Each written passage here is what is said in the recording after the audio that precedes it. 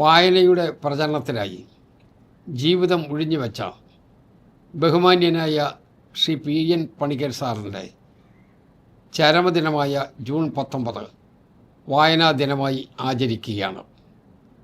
വായനയുടെ പ്രാധാന്യം ജനങ്ങളിലെത്തിക്കുക എന്നതാണ് ഈ ദിനാചരണത്തിൻ്റെ ലക്ഷ്യം.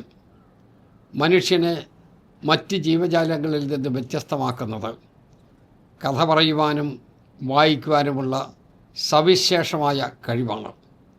വായനയിലൂടെ വളർന്ന ഒരു സമൂഹമാണ് മലയാളികളുടേത്. വായനയുടെ രൂപവും ഭാവവും മാറിവരുന്ന ഒരു കാലഘട്ടത്തിലാണ് നാം ജീവിക്കുന്നത്.